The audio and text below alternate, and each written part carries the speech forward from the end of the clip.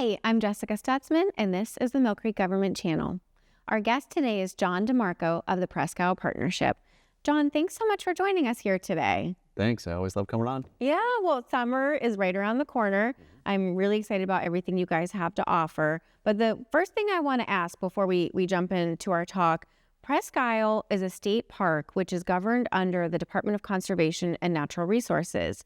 So can you help our viewers better understand how Presque Isle Partnership fits into that puzzle piece? Absolutely. So across the Commonwealth of Pennsylvania, there are 124 Pennsylvania state parks, which, as you said, were governed under the Department of Conservation and Natural Resources. Many of those state parks across the Commonwealth have what you call friends groups, and it's groups of volunteers that come together to care for and give to their state park that they love so much. So the Presque Isle Partnership is essentially a friends group to Presque Isle State Park. We've been around since 1994, so we're now celebrating over 30 years of park stewardship in action. And it's through our volunteers, our donors, our corporate sponsors, we call them our partners, that we are able to enhance the visitor experience at Presque Isle to make the park the best that it can be throughout the seasons. And so, and I feel like you kind of just said it, but the mission of the Presque Isle Partnership is really conservation, education, and recreation. Can you touch on what that means to you? Yeah, it's super important. I grew up really close to Presque Isle. My first job actually was renting bikes and boats down on the peninsula.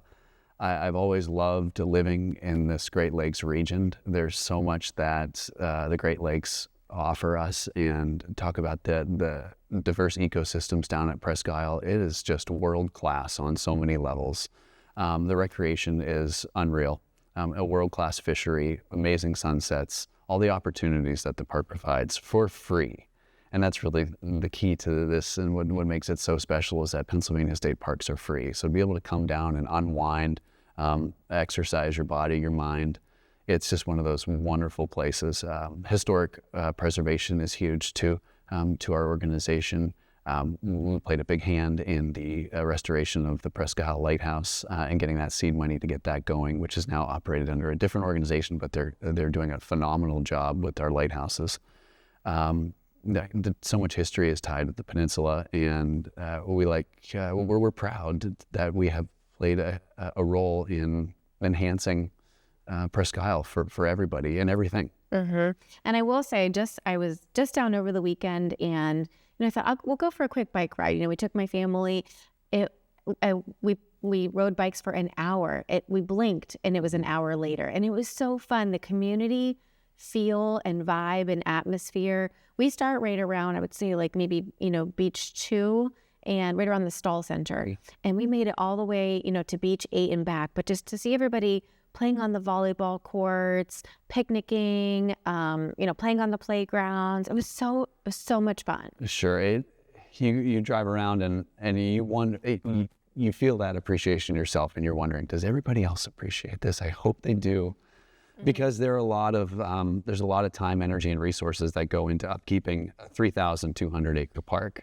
There's bathrooms, there's grass cutting, there's conservation, there's grooming the beaches, making sure that the restrooms are taken care of, and it's so much up to the individual user to take care of the park. There wouldn't be. It's not an issue of there's not enough staff to pick up trash. It's your responsibility to pick up trash. It's not an issue that, the bathrooms aren't always squeaky clean. It's people's responsibility so just a couple of those reminders, I think, as we go into this busy summer season, that, treat this like it's your own, because it is. No, I love that so much. And so speaking of our visitors, how many visitors come to Presque Isle every single year? That magic number is around 4 million. I know it got up above close to 5 million around COVID, but we're back down to those 4 million numbers, and that's throughout the seasons. Of course, your summer seasons are your busier seasons where you see tons of visitors, and that probably 2 to 3 million between Memorial Day and Labor Day. But it's those other seasons too where, you get people to come out, do some snowshoeing when there's snow, or cross-country skiing, ice fishing. The fall is a great time for, there's the annual hunt. photographers come out all different seasons and capture some really stunning images of the park. And thank you to everybody that really takes those pictures and shares them with across Facebook and all the social media for all of us to enjoy, because it's really appreciated. I love all the reshares. You're like, wow, it's so stunning. I mean, and just past the sunsets, I mean, just even sometimes, the beautiful eclipse photos that were taken from Presque Isle, they were just, they were stunning. So, and again, we did talk about some of the activities we did this past weekend, some of the winter activities. I mean, you get to swim here in Pennsylvania. We've got beaches. Beach volleyball is my favorite. That's what I remember doing, through high school. I told Lola, my daughter, I was like, as soon as you get old enough to reach over the net, I was like, we got to start beach volleyball. That's my favorite. Yeah, it's funny. I was just talking to someone. They were saying their kid, for senior skip day, they went down to the beaches and played volleyball. And it's like, that's what I did. That's what I did too. Everybody went to senior skip day and did beach volleyball. Yeah. So we've got playgrounds and natural play spaces. That's one of my daughter's favorites. We love both playgrounds, but the one at Beach 11 is so cool. Can you tell us about that one? Yeah, that was a great project. That was originally going to be, just a manufactured playground, but the late director of the partnership, Steve McDermott, got together with some other folks and started talking about a nature playground, and that fit right in with what DCNR was looking to establish at some of their state parks, eventually probably all of them. But so we were a great example.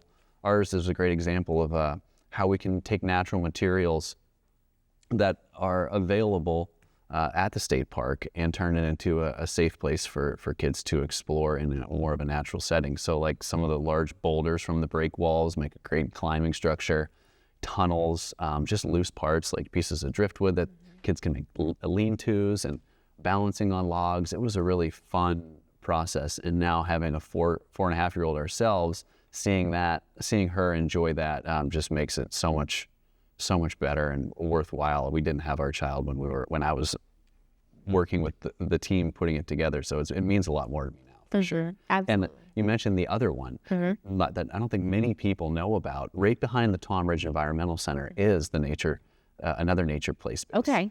In dedication to Dave Shivers.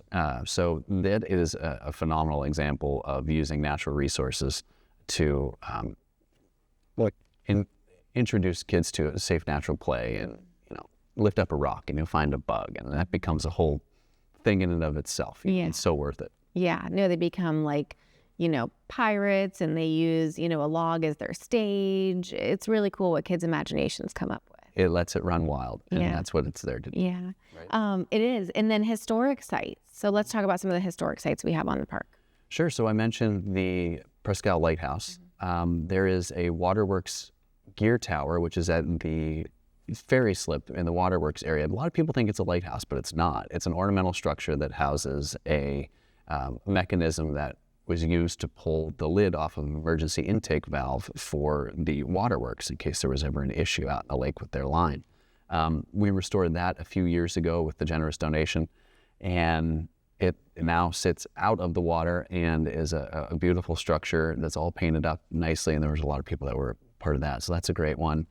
Perry Monument, we're coming up in 2026, the 100th anniversary of that being erected on the park. So I think we're going to see from DCNR, maybe it's not my news to share, but 2026 is a big year. Stay tuned. Yes, and that's also the PA 250 celebration, so a lot going on in 2026. Wow. Look around the park, you can just imagine how much history and how much of a role the park played in building community throughout Erie's history. It was always a place that people would go to, at the turn of the century and have picnics. The Waterworks Park was just where everybody congregated and had picnics, and a lot of those traditions still continue today, which is pretty neat. I'm glad you mentioned those dates, because we do organize the Millcreek calendar. And so we'll chat on the side, but I want to grab some of those dates from you so we can put them on the calendar and help our residents celebrate. And then, we have some awesome interior hiking trails. And like you said, whatever you take into the park, bring out of the park. But let's talk about some of those hiking trails too. Oh yeah, Sidewalk Trail is a great trail right there at the lighthouse. It'll take you right through the lagoons on a dune, pretty much, or a ridge. You have, the Carl Boys Multi-Purpose Trail, which DCNR just announced that they're starting to repave the entire multi-purpose trail. Oh, wow. The entire multi-purpose trail. Big undertaking. Like if you're a rollerblader or, a runner or whatever, you know how sorely that is needed. So that's exciting. You mentioned interior hiking trails. That's a different hiking. Yeah. You have the Dead Pond Trail. I mean, there's so many. I'm getting like stumped. There, if you get into the interior, you get to see different parts of the peninsula that I don't think maybe you're used to seeing. If you're staying on that outer loop consistently, you have that image of Presque Isle, and that's great too. But there's a lot that you can see. Yeah. From the flora, the fauna. There's some elevation there with those old sand ridges. It's just good stuff. Yeah. And also the conservation work that DCNR and some of our groups have been doing to get rid of the just invasive species out there, the invasive plants, the Phragmites. You can see that work actually it creates so much more habitat for all the animals and out there. It's just incredible because if you look at some of the before and after pictures, there are areas that you didn't even know were part of the lagoons because it was just 8-foot tall Phragmites, and now it's just nice ecosystem. And I'm glad you mentioned the lagoons because one of my favorite things to do is to go to the lagoons and paddleboard. And so, I taught my daughter, and, I love to teach the dog. Presque Isle is dog friendly as well. So kid friendly, dog friendly, lots to do. But the lagoons are amazing. They've got I don't know if it's called a ferry, but they have the little pontoon boat. Thank you. Back in the lagoons. What a great tour to take too. Yeah, those are free. It's first come, first serve. I won't say the dates and when they're going to be doing them because I don't know exactly. It kind of changes from year to year, but you can definitely go on the DCNR website and find out when you can take a free pontoon boat ride. The boat rental is right there where like I said, I'm very fond of that place because that's where I started on the peninsula. You can rent kayaks, canoes, pontoon boats, paddle boards. They have a paddleboard that fits 6 people. Wow. Apparently. I don't know that I would want to be on with 6 people. I think you would dump me. Not you, but like everybody else on there would dump me, I think. I think you should get some people from Millcreek Township to go out there and do a photo or something. We'll do maybe some team bonding. There you go. Yeah. There you go. And we've got bird watching on Presque Isle. It's like second to none, right? Yep. And just a couple weekends ago, the Festival of the Birds, the annual festival hosted by the Presque Isle Audubon, the Erie Bird Observatory. About a few hundred people came in from all over the country to experience, some of the best birding in the world. Yeah. It's phenomenal. Over 300 different species have been identified at Presque Isle. So it's right up there as, one of the diamonds of bird watching. Yeah. I think we lead such fast, busy lives. We're constantly on our phones. It's so good to just detox and do these recreational activities and take in nature. I think it's just so good for your health. And it can, have some really long lasting benefits. So moving on from all that Presque Isle has to offer, you have events and fundraisers, which are so much fun. I know I've participated in a bunch of them. I've always wanted to do one of your, triathlons or one of your, 5K series. But why don't you tell us about your events and fundraisers? Sure. Well, we just talked about kayaking and paddleboarding, and an event we have coming up, depending on when this airs, is June 8th. It's our Presque Isle Poker Paddle. It's a 5.5 mile kayak poker run throughout the lagoons, Misery Bay, into the bay, Horseshoe Pond. And at each one of the 5 different card stops, you draw a card. Whoever has the best poker hand at the end of the event wins a cash prize. And then we go up to Oasis Pub and have a post-paddle meetup with everybody and just have a good time. So hopefully we get 250, 275 boats. I know registration is filling up quickly, so that's exciting. The next one we have coming up is the UPMC Sunset Music Series. That'll be at Beach 11. That starts on June 19th. 2 bands each night, food trucks, hula hoop play shops, lifeguards stay late, so there's extended swimming.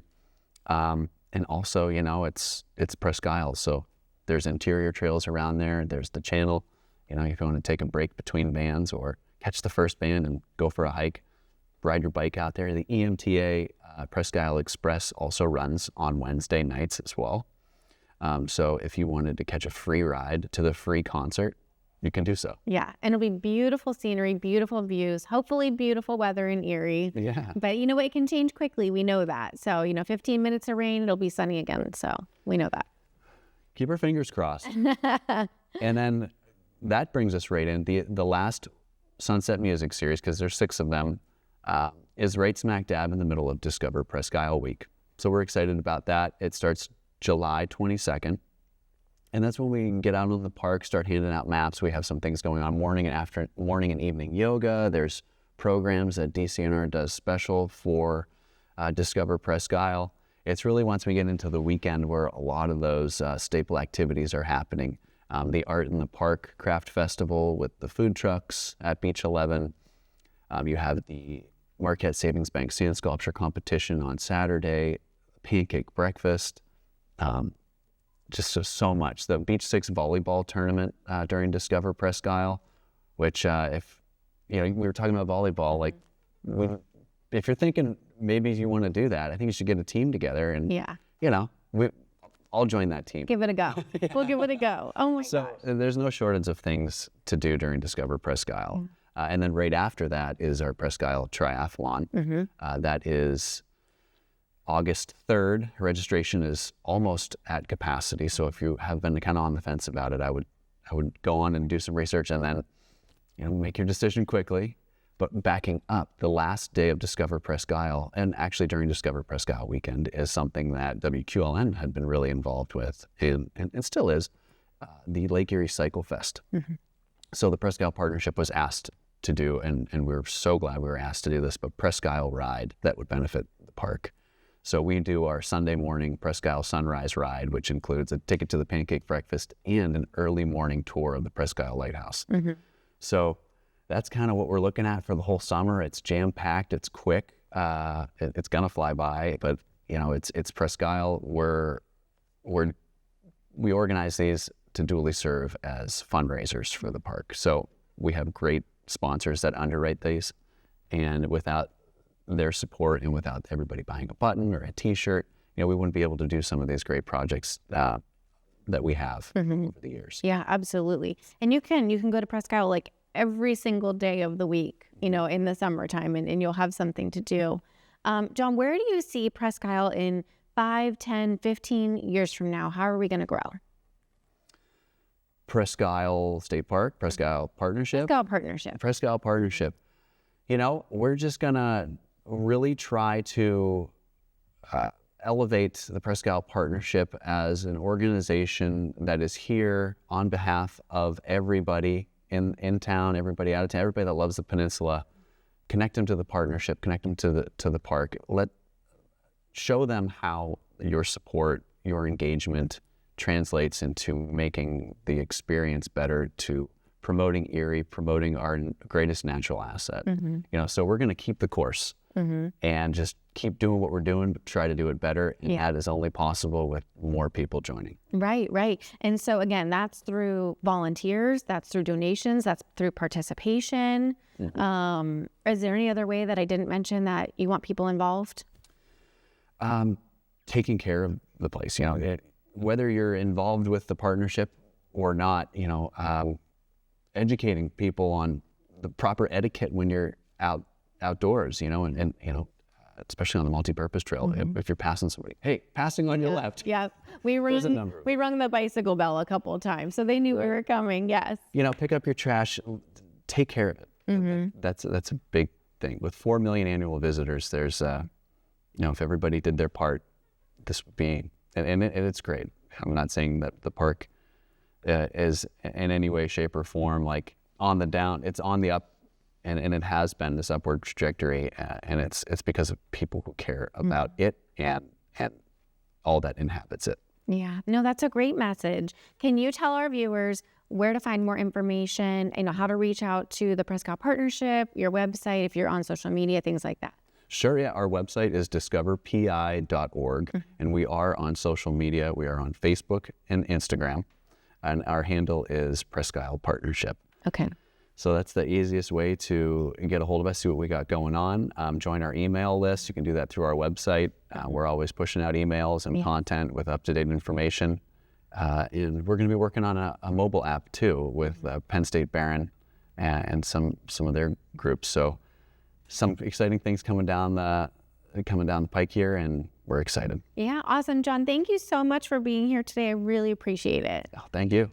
Viewers, again, I think we really touched on everything Presque Isle has to offer and everything the Presque Isle Partnership is doing to enhance your experience. Again, I think you would benefit from going down every single day to Presque Isle and really just, think about joining some of these activities.